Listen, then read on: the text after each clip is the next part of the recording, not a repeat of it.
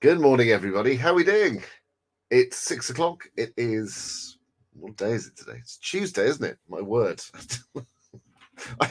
It's Tuesday, and it is time for the Procrastinator's Guide to Life. Now, you might be asking, why on earth are we up at this ridiculous hour of the morning? And indeed, my guest is probably asking exactly that, thinking, why, Tom? Why did you do this?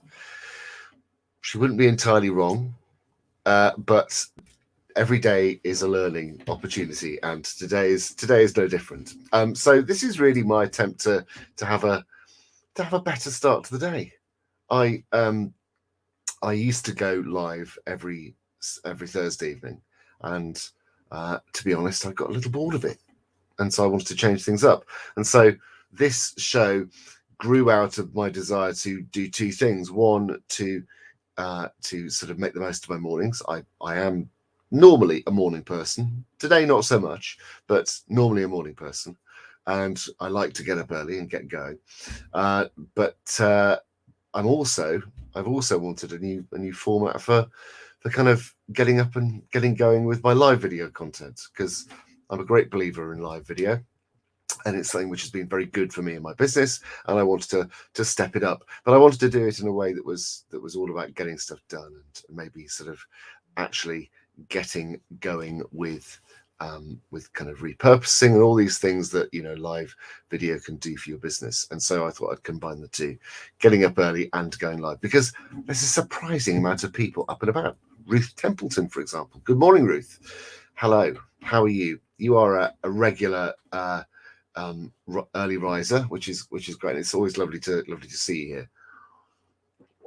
So the premise is that we get up early, and we sort of share some ideas that can be implemented today, that we can get stuff done.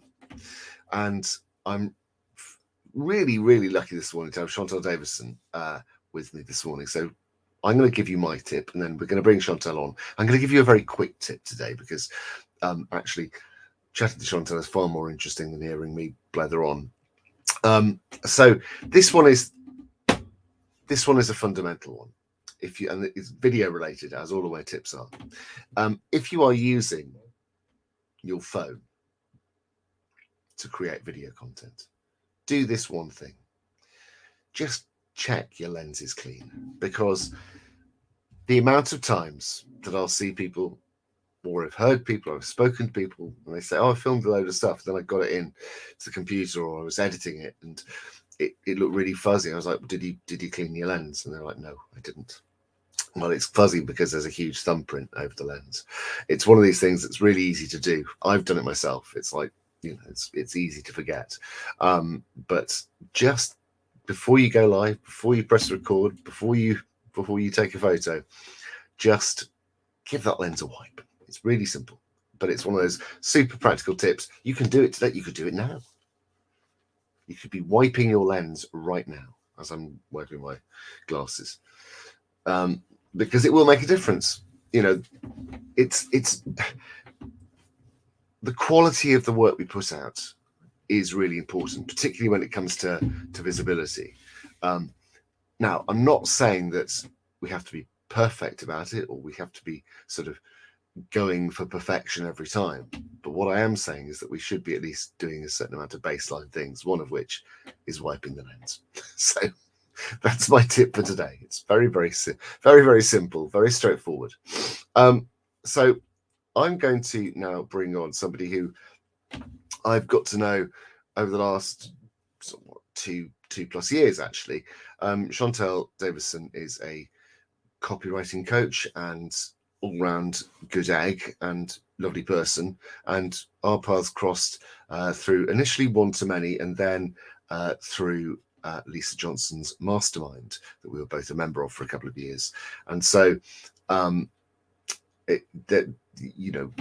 you're doing these things, your paths cross with people, and you find that there are those people who you get on really well with, and there are those people you sort of do get on well with, but don't spend as much time chatting to. And Chantelle is definitely one of the people I spent most time talking to. So I'm going to bring Chantelle on now. Hello, good morning. Morning. Very early morning. Yeah, I'm so sorry. Well, I will once again apologise. So, um, I think I alluded to it. So this morning I was asleep about 10 minutes ago because I'd managed to roll over and turn my alarm off. So I sort of blearily eyed woke up and got a coffee. And so I'm not always a morning person, but would you describe yourself as a morning person? I think you know the answer to that.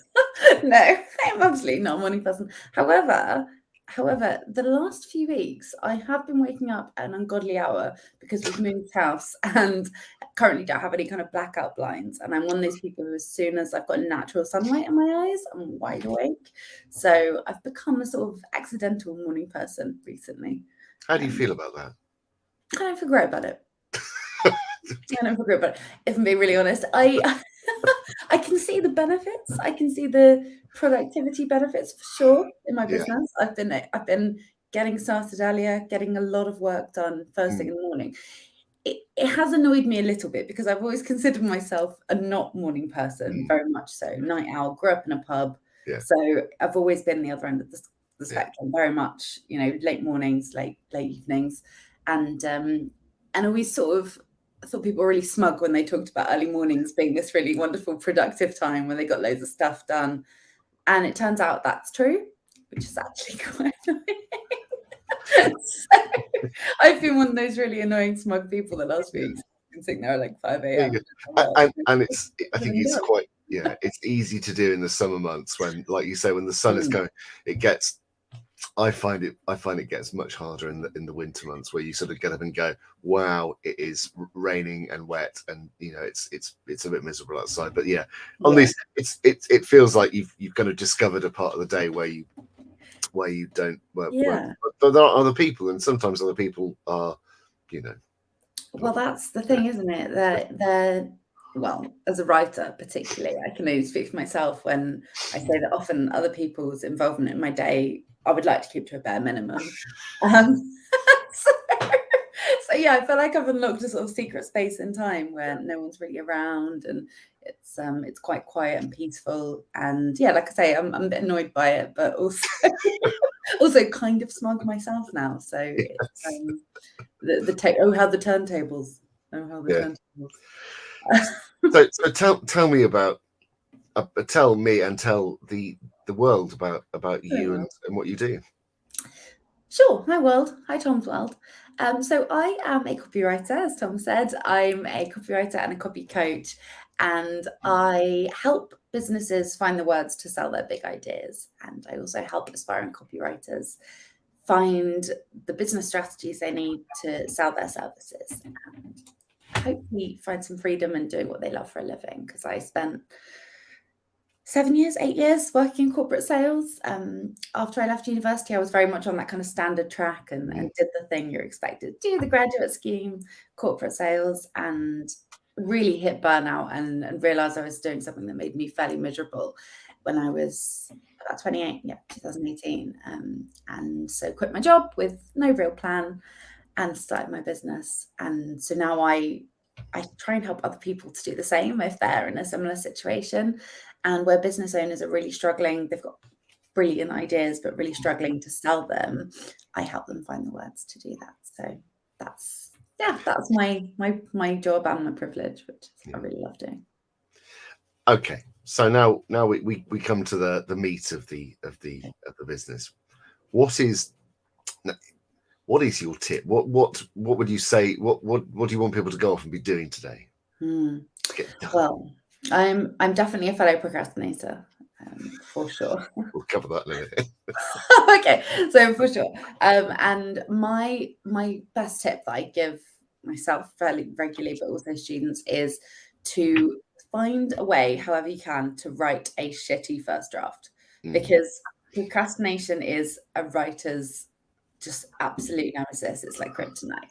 And I think often it comes from this fear of the blank page where you're just staring at an empty page and you've got nothing mm, and you're trying to somehow create something from nothing.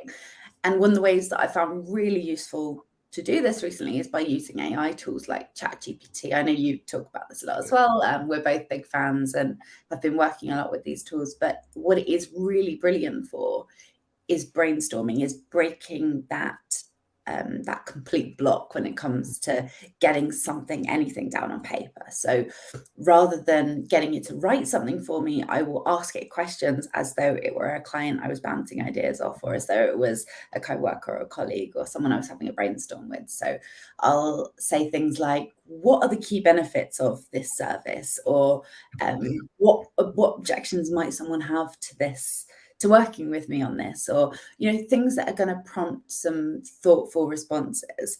And I find that getting those ideas as bullet points down on a page can often really kickstart that first draft process. And once you've started, just write. That's the biggest one I've got, is whether you're a writer or a business owner, getting that first draft down on paper, however bad it is always the most painful bit. So just give yourself permission for it to be really terrible, and it almost never will be as bad as you think it's going to be in your head.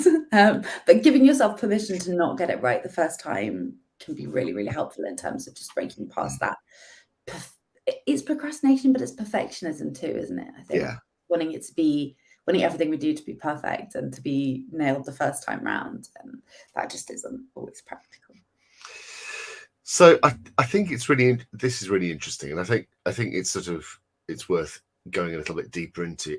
There may be some people out there who kind of, when they hear us talking about using AI, that there will be people who go, "Oh, I'm surprised a professional copywriter is advocating this." But I think you and I hold very similar opinions on this. What is your sort of feeling about AI, and which systems do you recommend people use? Yeah, my feeling about AI, the analogy I like to use best is talking about Deep Blue, the chess computer. So the Russian chess champion Garry Kasparov, back in 1997 now, he was finally beaten by an AI computer that they'd been training to play chess. And obviously that was quite devastating. He was the reigning chess champion. But as it turns out, the only thing that could beat Deep Blue, the chess computer, was Deep Blue teaming up with Garry Kasparov. So it was the combination of human creativity, ingenuity, rebellion, like our ability to think outside the box, to use a cliche, our ability to make the wrong moves, to make the right long-term strategic moves, to make errors in order to cause our partner to make errors. Like, there's all these little sparks of creativity that come from people, but the intelligence that came from the strategy that came from the chess computer, and every single time that combination beat Deep Blue, the AI. And in terms of writing and in terms of video, in terms of almost everything we do, that's how I'm thinking about AI. Is you're not going to be replaced by a computer. You're going to be replaced by someone using a computer. I've seen this phrase thrown around a lot recently, and I think it perfectly encapsulates what I'm trying to say, which is it's all about the collaboration for me. It's how can we utilize AI, because it's not going anywhere. So how can we decide that actually, rather than obstinately being Luddites, putting our feet down and going, nope, I'm refusing to take part in this. It's a bad thing, and it's gonna ruin the industry. How can we use it to take away the more mundane operational parts of our job and our life, probably, and elevate what we do to the really fun, really creative stuff that only we can do? I think this is the sort of the idea that somehow this is going to get legislated away is just is fantasy. Frankly, I think this is stuff that's here to stay. This has been, the signs have been here for the best part of a decade in terms of this kind of large language model AI. We've got a I think it's worth also remembering that sort of artificial, for people out there, sort of artificial intelligence is sort of it's a misnomer at this stage, because it's not truly intelligent. All it is a really, really, really fancy database that can give you you're effectively, it's basically just remixing stuff. It's not that there at this stage. We're not talking, that it doesn't have that creative spark yet. No. We've got a tool at the moment, which kind of, you crank the handle and a sort of, a sausage comes out, and it's kind of, but it's filled full of all the stuff that's already in the machine, and the ingredients are only what has already been done. It's not going, I've got a great idea.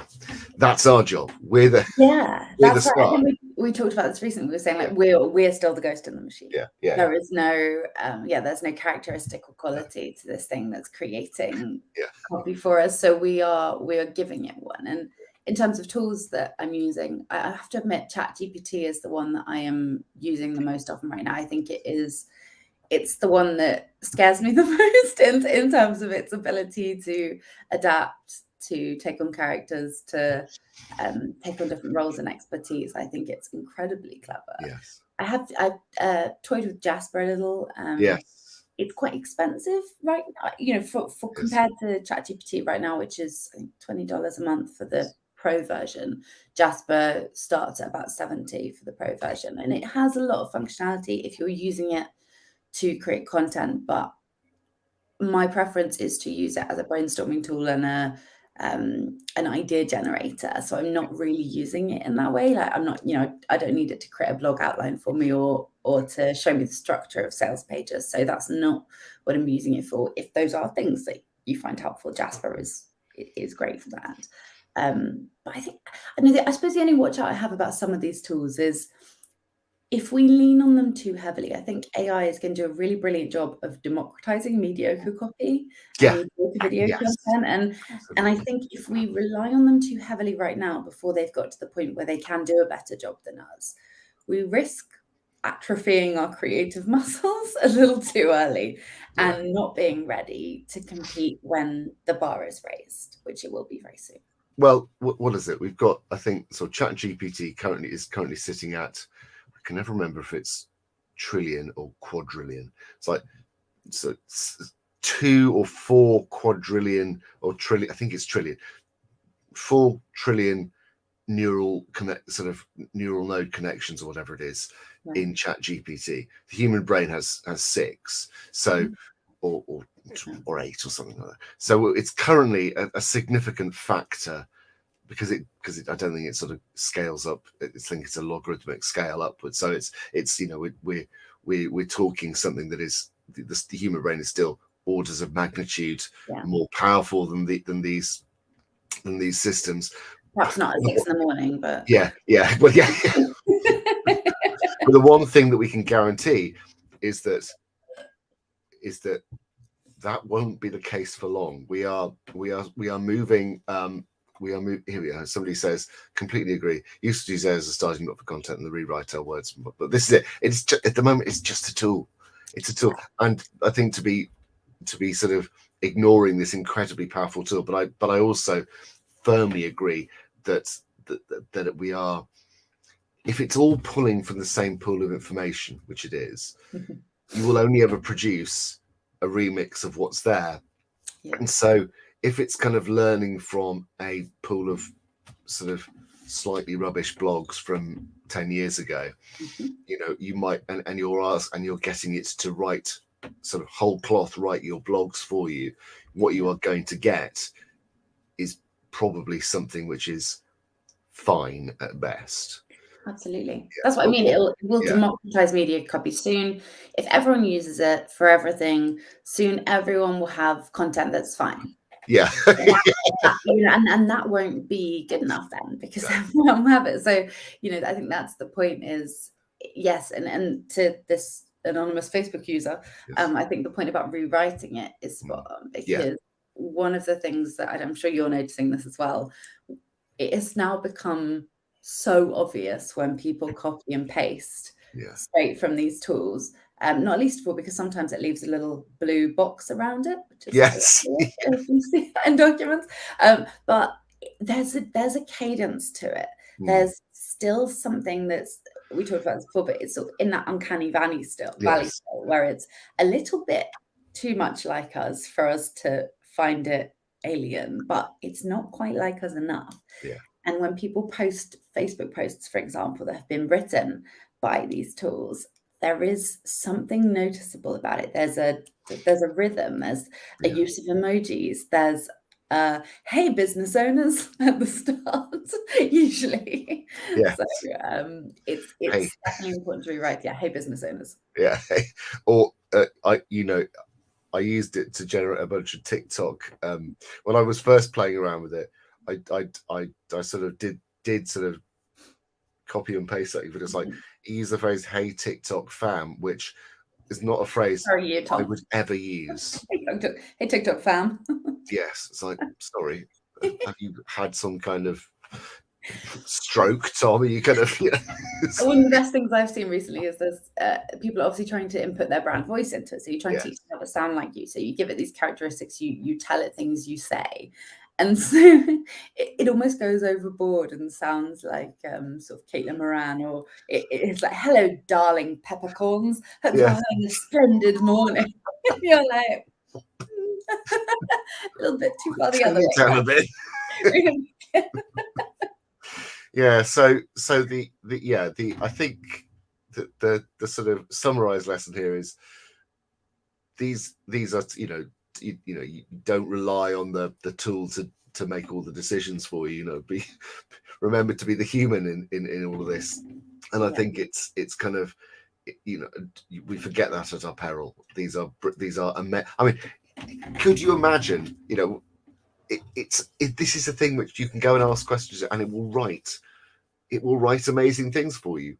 It will put I use it for coding occasionally, sort of for doing all sorts of things. And what I do find slightly addictive with this is finding out what you can actually do with it, and what it is sort of whether you're sort of, because I was trying to get it to write some music the other day, and it's like it won't do sort of classical sort of annotation or anything like that, but it can generate MIDI files and things like this, and you think, oh, that's interesting. So you can sort of say, okay, well, write me something in the style of something, and then kind of it'll go and do that. But it's I've noticed it getting more reluctant to do weird things over the last What are you asking it to do? I'm trying to get it to write music. Just a sort of 3 or 4 months ago, it would be like, yeah, sure, I'm up for that.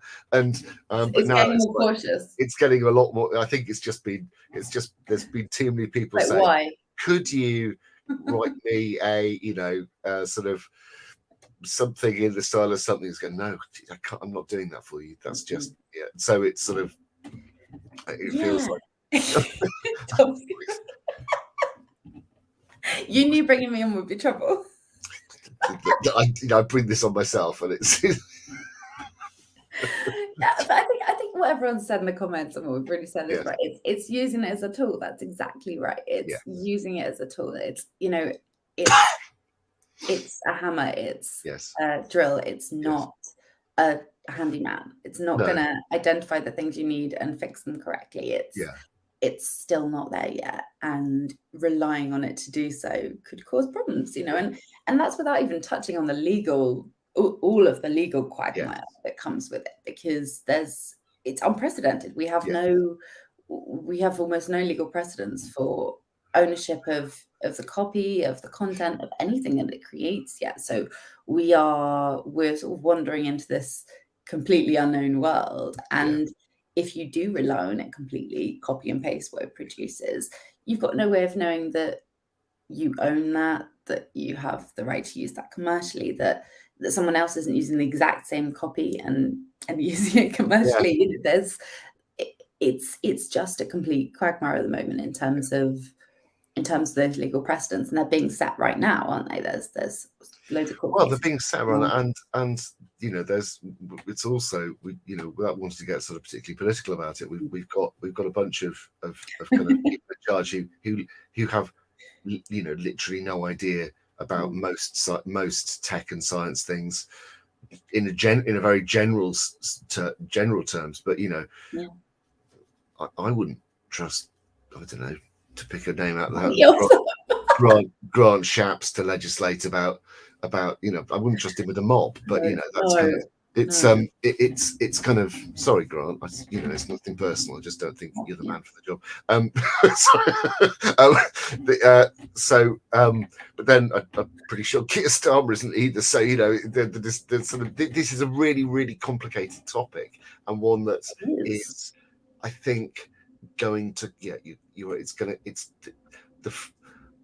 the nuts and bolts of this are going to end up being sorted out in court, and unless you're rewriting this stuff, you are potentially putting yourself in line for some legal fun and games, and as small as that is the last thing any of us want. And I think that, like, what you've just touched on there is kind of an important point too. So this is a grey area, like this is a complex topic, and I think one of the dangers when there are complicated topics is that it takes a reasonable amount of intelligence and willingness to participate in difficult grey topics in order to have an opinion on it, to research it, to get to know what you're actually talking about. And politicians famously do not love grey areas. So it's one of those where it's, and push to the side. That seems tricky. Let's not talk about that. Let's talk about something much simpler, like So I think it is one of those topics that a lot of people are afraid to delve into, and which the bright minds of our world have been talking about for a while, as you rightly pointed out. There's people who've been concerned about this for the last 10, 15 years. You look at Sam Harris's podcasts and he's been talking about the uprising of AI and we need to figure out what we're doing for 15 years now. But that's not an easy win for politicians. It's not one of those topics that people are terribly keen to dive into. Because I think it's really easy to forget as well that we are... that we assume, I think, because we're using these tools, that everybody else knows about them. And the reality is that the cut through into the general population beyond sort of business world is really, really minimal. It's like I sat down with my parents and I'm like, have you seen ChatGPT? And it's like, no, what's a ChatGPT? And it's like, I make this assumption that sort of, and even friends who are well-informed professionals, they're like, yes, I've heard of it, but I've not used it. And you sort of go and show them, wow, this and this looks like magic. So we're at the stage where there's a lot of people who we leap on these tools because we think, oh my god, it's not like I haven't got enough to be doing. If there's a tool that kind of takes a bit of pressure off your plate, off you, and kind of sort of helps you with some of the more mundane tasks, we're all over it. But and importantly, allows you to procrastinate from the work you're actually supposed to do. Exactly. Yeah. Well, yeah. Oh, God. Yes. It's okay. It's confession time. So the name of this show is very much as a result of Chantelle and I. We were having we have a sort of a business buddy system where we kind of spend time working on our business together, at sort of supporting each other with sort of keeping each other on track and sharing ideas and sort of generally doing the whole sort of business development thing together. And we were talking about ideas, names for Chantelle shared a name for me, and at the time I was looking for a name for this show, and she shared an idea that she had. And what was the name that you'd chosen? It was something almost like the Procrastinator's Guide to Life. It was very it was the Procrastinator's Guide. I can't believe you're admitting this live on your show. Fine. Look. I'm about absolute honesty and ownership. Transparency. I love it. Very good. Very good. And aligned with my brand values too, Tom. And it's embarrassing, but embarrassing confessions. But this is actually it's a really good point though, because when it comes to stuff like AI, we think we're creating new ideas, and often we, even in our own heads, we think we're creating something brand new, and we don't remember where we've heard it because we lose track of half the things we hear. We get inundated with stuff throughout the day, and there's nothing new under the sun, is there? No. Well, I'm sure that Procrastinator's Guide to Life has been used, or Procrastinator's Guide to something has been used before. It certainly wasn't original to me. But I'm probably still going to use it. We'll just share it. Yeah, well, this is it. Because I went to ChatGPT and asked it for for sort of, so name my daily business advice podcast. There will be daily, sort of set out what the parameters are. And it came up, I mean, the ideas it came up with were frankly garbage. There was a really good one, like gems of the morning. Growth nuggets. It's like, the Bible, just the tip was another one. It's like, no, I'm not. Oh, you should definitely have called it that.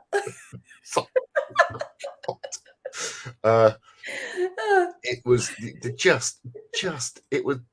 I was like, that was one of those moments you're thinking, this is a really great example of why it will either go completely off the or it will give you things called the daily success pulse, which feels like it's inspiring. Couldn't feel more algorithmically generated.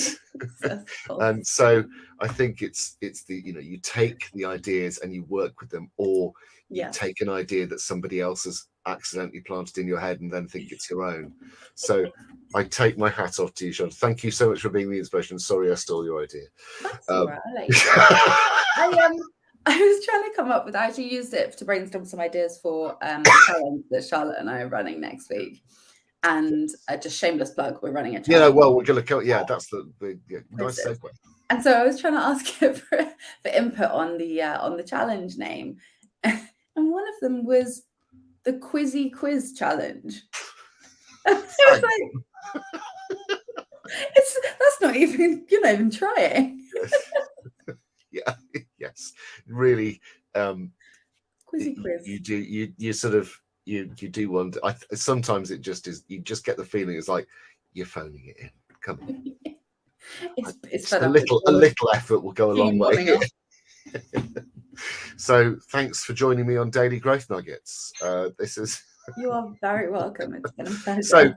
So tell me about. So you mentioned your challenge you're running with Charlotte Wibley. Yes. I'm going to be doing this one because I think it's absolutely fantastic, and I would strongly recommend people to jump in. But you'll want to when you hear about it. So tell me about it. Yeah, sure. So it's a 3-day challenge starting next Monday, so Monday the 10th to the 12th of July, and it's called Quizmaster. Slightly better than Quizzy Quiz Face. So it is a 3-day challenge. It's going to show you how to grow, get to know, and monetize your email list using quizzes. So quizzes are one of the most potentially viral, shareable pieces of content out there, and anyone who's ever been online on BuzzFeed or done one of those which Buffy characters or which flavor of tea am I or whatever knows that one of the best ways to get people to spend their time is to offer them information about themselves, to offer them insights into their world, their personality, their type of something, their behavior. And quizzes are a really great way of doing this, but in a way that helps you understand your audience better. So by using a quiz to find out information about people, segment them into different lists in your email list, and then send personalized, tailored offers, you can be making a lot more money from your email list than you are right now. So it's perfect for anyone who, I'm guilty of this myself for a very long time, it's perfect for anyone who has kind of let their email list stagnate. They've got maybe one slightly boring, if we're honest, PDF that people can download with 10 top tips to whatever, or 3 ways to, and they work and people download it and they come into the list. But once they're in there, you sort of don't know who you're talking to. You're sending emails en masse to everyone on your list. You're not segmenting, you're not tailoring offers to people based on preferences, needs, challenges, etc. And so you've got this email list, but you kind of don't know what to send them, or you send them something once, or you maybe, as I've definitely done, barrage them with affiliate sales every 3 months. For you do one massive sale, send 7 emails in a week and lose 100 people from your list. And you think, well, we've all done it. We all have these kind of lessons that we learn as we're trying to figure out how to grow our business. And the biggest lesson I've learned is the value in my email list. I sell 4 or 5 times more on email than I ever do on social media posts or any other. So I think this is really this is like this is a whole other topic, but you know, this is one of the things that I will be going into this challenge really excited about. And I think kind of to say to, you know, I'm not, just to be clear, very, very clear, I'm not doing this in any way other than myself as a participant human being. And so I am excited. Not affiliated with this product. No, but this is something I've wanted to do for ages. So come and you know, I'm coming to join you on this. And I've just shared the link with you, Tom, so I don't know if there's somewhere to share it in the comments. I was trying to do it, but I have no idea how to on this. So I will trust your superior technical knowledge how to do that. But yeah, come along. I think if you've had an idea for a quiz for a while and you got stuck making it, or you aren't quite sure how to operationalize that output on ISV, and even if you don't have an idea, one of the things that I am very good at is coming up with silly quiz ideas, regardless of your industry. So come along, try me. We'll help you out, and we'll give you feedback on your ideas and show you how to get it on its feet as well. So, amazing. Join us. Well, this has been fantastic, and thank you so much for coming along this morning. What I'll do is I've shared the link in Awesome. Posts. So if anybody wants more information, do thank you, Mike. Mike Boss says, great episode. Thank you. Hi, Mike.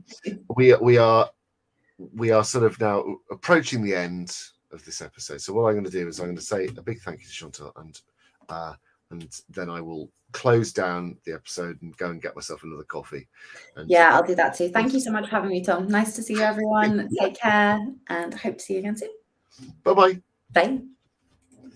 Well, that was very lovely indeed, wasn't it? Yeah. So I would strongly recommend going and jumping in on Charlotte and Chantelle's challenge. I know there's sometimes a bit of a sense of challenge fatigue, but this one I think is one that is incredibly valuable, and I will be doing it because it is. I've wanted to do quizzes, and I will indeed be asking Chantelle for help with titling quizzes, because I've struggled. One of the things I've struggled with has been, what am I gonna quiz people about? There we go. Ruth's in. Ruth Templeton is in. Fantastic. So yes, I'll be doing that. Come and join me. So what have I got? So I haven't got much to sort of pitch this morning, but I will say that I am going to be talking a little bit more about my summer retreats, both because we've still got spots available in August and September. So I will be talking a lot more about those over the course of the coming weeks. So if you would like more information about these retreats, then do just send me a message, because it's sort of being all sort of sold fairly low key, because there's only a relatively small amount of places available. But that's it for today. Thank you so much for being here, and I will see you again tomorrow.